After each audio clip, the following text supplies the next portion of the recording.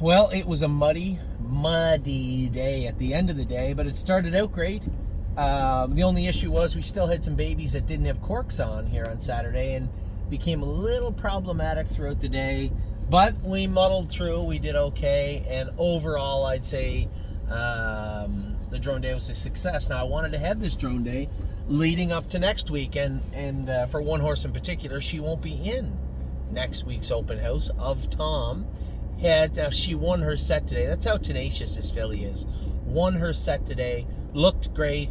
She has two fairly sizable OCD fragments in her left hock. Now you can see her on the left line a little bit when she was trotting, but still, she's just a tiger. She loves to do her work, and I was a little torn. Should we go with her today? Maybe not. I don't know. She seemed fine, and really looking at her, you couldn't say, there's something with that left hock. You'd never ever know that they were in there, and that's why it's important sometimes to look at the horse. And I don't mean just look at the horse. I mean look at the way the horse is trotting, look at the body language of the horse on the track. That should be the distinguishing factor between, whether they go to get fluoroscoped or not. We can't x-ray and fluoroscope every horse. I suppose I could just charge everybody $600 a horse and take every horse. It's not really pragmatic, and only barely feasible. So at the end of the day, and the other thing is just because you see an OCD in there does not mean that the horse needs to have an operation. So OCDs are a tricky thing in their own right. I defer to the veterinarian's opinion. You'll see a video from Dr. McKee on your videos this week explaining of Tom's OCDs and why we had decided to take them out. You'll recall maybe 2 weeks ago we had Bomb Hugger looked at, and she has a tiny OCD, but the vet says do not take it out. You don't need to take that one out. So I'll defer to the medical community when it comes to making the decisions on whether we remove OCDs or not. But of Tom, the way she did her work today, just a professional, right? Now, that's what I wanted to see. And even I know there was people in the barn like, geez, she's got those OCDs. Why train her today? Or why go the right way of the track? So I wanted to see what she's going to do. You can tell a lot by how a horse behaves when they're not having a good day, right? Same as anybody else. Same as any athlete. You're never going to be 100%. What are you going to do when you're not 100%? And I think she answered that emphatically today. She looked great on the track. Johnny did a great job with her. Just a good day all around for a lot of horses, but definitely a good day for my girl of Tom. We had a number of horses went today. Some of the highlights. My goodness, got the old bumblebees on today. Some of the highlights were absolutely the way that Better Be Sawyer.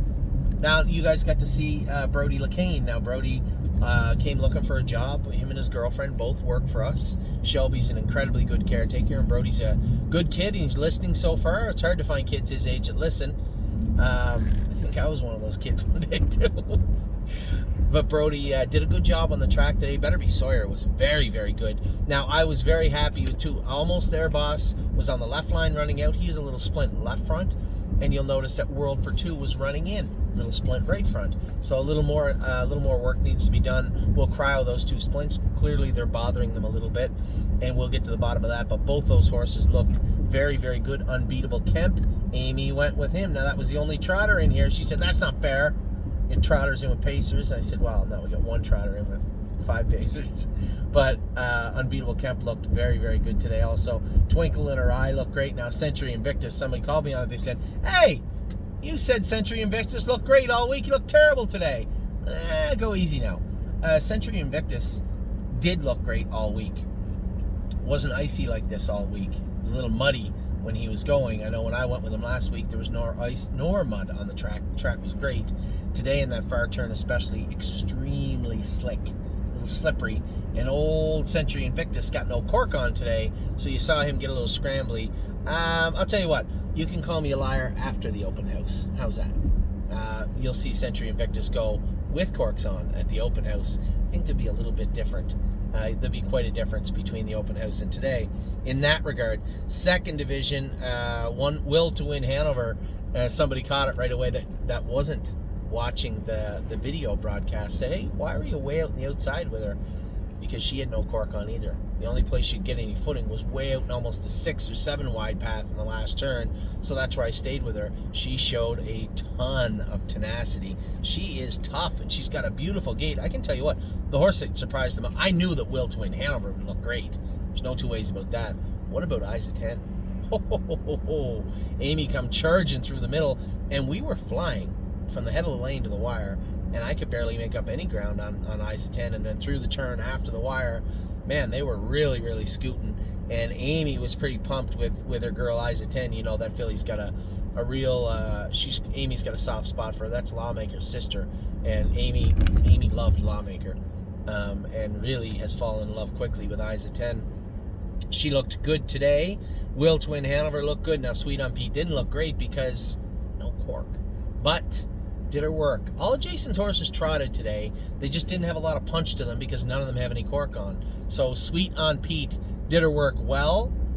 But at the same time, you could see her struggling in that turn, especially over by the road. Kathy with an eye, little weight needed on old Kathy. James said every time I went to speed her up, she'd just get a little rolly, a little rickety, and roll off stride. Just add some weight to her, and she'll come forward. We'll do that this week. Duke Dio did his work well also. Bomb Hugger. Now, there's a horse I want to go with this week. Johnny said she just struggled to do what her mind was telling her. He said, I could feel that she wanted to do so much more, or just her legs weren't ready to do it, which is a very blunt, a very meat and potatoes way to explain what he's saying is she just needs some help.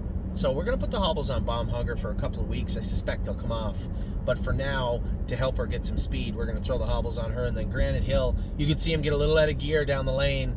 And he's a competitive horse. You can see when Isa 10 and Will to Win Hanover were about to jump on him, he got a little out of gear and wanted to come forward. And he just rolled off halfway down the stretch. But man, oh man, you can see how powerful that horse is. I'm really impressed with Granite Hill. He looked really good today. And then we went in the third set. What are you doing? Wait, phone. We went in the third set, and I told everybody, especially Johnny, a good friend of mine, Johnny, bought half of Hill of Magic, and he virtually did it because I told him, I said, I think this filly looks real good. She's rough around the edges. She just needs little help. I went with her all week, made just a tiny little adjustment to her equipment, and whoa, you can see what I'm talking about. She looked powerful today, looked really, really good. Harlanelle still struggles. Slick track for him would not help. He wears a set of ag bars up front. He's going to have to do a lot of work, and there's going to be a lot of days when old Harlan doesn't look great. There's going to be days that he does. I thought he looked good last Saturday. He didn't look great today. He struggled with the slippery surface, but there's lots of training between now and June, and I'm sure Harlan will be just fine. Tioga Sunshine again went out and did her work well. Amy said she was fine. Matt's MVP made a little break in the last turn trying to trot with Hill of Magic, rolled off in the slippery stuff down in the snow, but he's been real, real good. Mario said Renegade Gypsy was just goofing off and being stupid, but again, it's not the end of the world. They're allowed to do that. These are horses that, they have lots of time to learn. As long as they're learning, that's fine. You can't use that as a cop-out and say, oh, there's lots of time. As long as they're learning, that's fine. Yes, they have lots of time, but they need to learn also, and I was happy with Renegade Gypsy today. Amor Diener was a horse. Now Colt, you guys know Colt.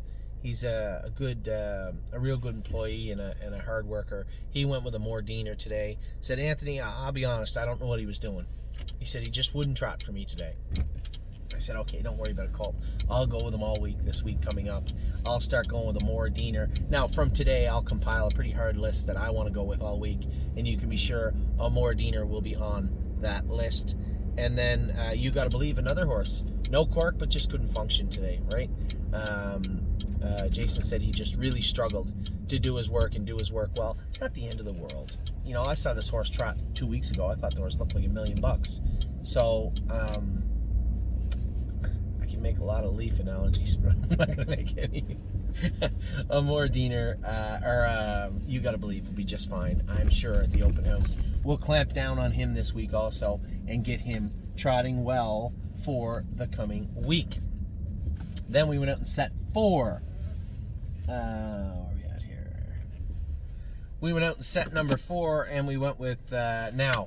A lot of people said, "Oh my God, Voyage of Ice and Fire looked good." If you would have been there before we turned him, you wouldn't have thought that at all. Here's a horse that acted up, and I had to go in and add weight to him up front, put a set of bell boots on him. I had a little set of knee boots on him because he was touching. He looked like he was going to touch his knee. You wouldn't go with them on. Had to take them off. But man, when he put it all together, did he look good? Voyage of Ice and Fire felt like a racehorse. You know, this is a yearling. He felt really, really good finishing Upper's Mile. Blue Bayou Deal, James said, just rolled off in the middle of the turn afterwards. Not really a big deal. She's been very, very good. Purple Aura, again, 1, 2, 3, 4. Resolute Bay rolled off trying to trot with me in the last turn. As I said, this horse was trotting not like a yearling, but like a much older horse halfway through the last turn, and Resolute Bay just rolled off trying to catch up to him. Rosie's Masterpiece, Mario thought her head was too low. I agree, probably was a little too low. And then also Prairie Fire, again, no cork on him. But the thing, I can't say it enough, the thing about Jason's horses, what they did was they all trotted. They did their work as best they could. And you can't ask them to do much more than that. You can't ask any athlete to do more than that. Just do the best you can, and all of his certainly did today. We come out in the 5th set. LSL rose above it, Slim Jimmy of Tom, Taiwan On, and Stonebridge Hakati. And LSL, that horse really caught my eye. Might need to be a gelding in the near future, but man, he's got some kind of beautiful gait. What a slick gaited little horse this is. Rose above it looked great too. John and I was just talking about that. This is second foal out of a Muscle Hill sister to Muscle Mass and Muscle Massive. That's what this guy is. He's a Cantab Hull. He looked very good. Slim Jimmy, again, did all his work rather well today. Of Tom. What can I say about it? This filly is having an operation on Monday and won this set today. That's how tough she is. Taiwan On rolled off a little bit. Amy said she coughed a little bit pulling up. We're going to have about 12 of them vaccinated before we do our spring vaccinations. We're going to double down on about 12 of them. This is one of them. And she's coughed quite a few times since we bought this filly. Not really that concerned about it yet, but I want to get those vaccinations done today, and the vet is coming to do it. Stonebridge Hakati looked great at the start. I suspect he rolled off somewhere in the mile, but man, he's got a beautiful gait. As I said to Mario after, I said, Stonebridge Simba, this horse looks exactly like him, but he's got a more fluid gait than Stonebridge Simba did. So I was really impressed with Stonebridge Hakati. Then we went to set number 6, Mischievous Rose, Peanut Butter and Jelly. She's only paced about 3 days. How good did she look today? And then talk about horses doing well on their gait. Massive Profit looked awesome the whole day long. Luck of the Dragon looked good. Procrastinator rolled off in the last turn. And Mischievous Rose trotted all day, but another horse without any cork struggled a little bit, but trotted. Muscle Masses are so square-gaited. They just do everything all the time. They trot all the time. So I was happy with Mischievous Rose. Very happy with Peanut Butter and Jelly was awesome. So was Massive Profit. Procrastinator was good but rolled off. And the other two, Luck of the Dragon and Mischievous Rose. Luck of the Dragon was good. I suspect rolled off a little bit also. And Mischievous Rose just needs to do more work. We'll get to that. No problem whatsoever. And then set number 7. The only horse that surprised me on the negative side of things was Arch's Rainbow today. She didn't want to play in the mud at all. The mud, she was totally turned off by the mud today. This is a filly that looked so good. You guys are going to see next week. Don't worry about it. Arch's Rainbow had a bad day at the office. I suspect that will change in 7 days' time. Confederate Cruiser, Colt went with him. He was good. His hobbles are long. Probably going to have to pull those in for the open house, but he's got a really nice gait. Twin Bee Habanero, you could see him just get a little bottle up in behind us and then blew up in the middle of the turn, but he's got some kind of slick gait also.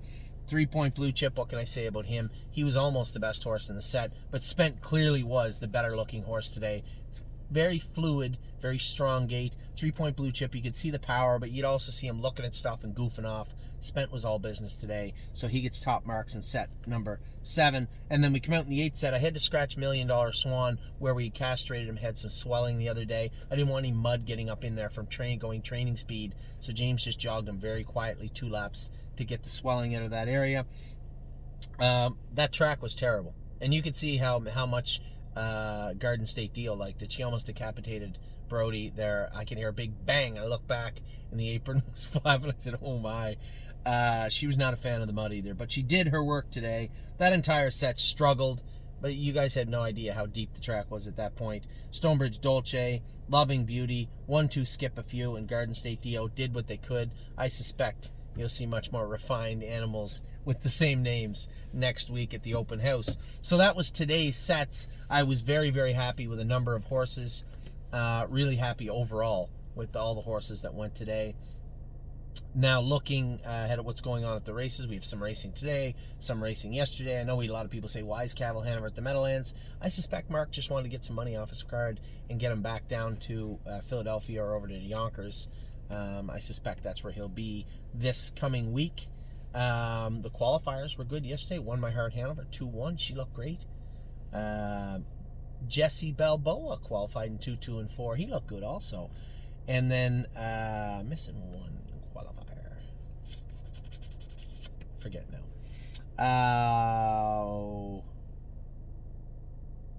Doesn't matter. Anyway, I was really happy with what I saw on the track. We have a number of horses getting ready to start racing for the fall and winter season, which is awesome. We have our Ohio breds coming back next week. My Jazz. She's coming back to Ontario next week. Somebody said, wow, gee, she hasn't been out long. Yeah, just since September. That's all. Not long at all. Been like 10 weeks. So, My Jazz had lots of time off. Everybody from Ohio will be coming back up into Jason's barn today, or this week coming. That's why he moved the yearlings that Jason had went up to our care, up to the top barn. I said this was going to happen when the Ohio breds from Ohio come back. We have 8 horses coming back. 7 will be going to Jason's barn. Braymar's coming back, and I don't know where I'm going to put him just yet. Monday, Path of Totality finally gets that chip out of her knee, and also on Monday, Of Tom gets the 2 OCDs removed from her hocks. So it's going to be another big, big week coming up. We get the open house coming. We got 2 horses getting operated on. That's a conclusion to that issue. We have a number of Ohio breds coming back from Ohio, and we have a ton of horses getting ready to race. So it's been a good week. I suspect next week will be even better with the open house coming up. I really didn't think we'd be able to drone today, but I was so happy to find out we could, because the weather had changed. If anybody was paying attention to the very long range forecast, there were some concerns that the open house was in trouble. 10 centimeters of snow they were calling for last week. I looked today, -2 and sunny. So everything has changed. It's all good so far. We just got 1 week, 8 days until the virtual open house. That will take place next Sunday at the training center. I know a lot of people are saying, can I come out? Can I come out? I suppose if you can park your car at the fence, not a lot of people are going to complain. I'm sure there's going to be people complain no matter what we do. But keep in mind, we still are in the middle of a pandemic. The second wave is here. The numbers are up. If you want to come out, I suspect, a few people can come out. But at the same time, if you want to park by the fence and stay in your car, hey, go ahead. But we will be doing a good job with the videos also. So I certainly don't want to elicit anybody coming out to the training center. You don't have to. We're going to show you everything. We have a number of cool things that are going to be going on online for you. A number of our other clients will be checking in with us, saying hello and Merry Christmas. And it will be a great, great day, regardless if it's there, if we're all there, which I'd love. It's just not going to happen in 2020, guys. Let's aim for Mother's Day. Let's say, maybe, possibly, who knows? No one knows. But as of right now, the open house, the Christmas open house 2020 is virtual. It's going to be cool. It's going to be a great day.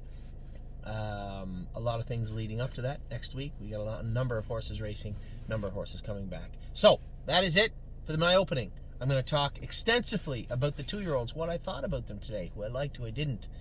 Number of horses raced this week. We'll talk about that. We'll talk about all the stables. Still lots to talk about. I will talk to you guys soon.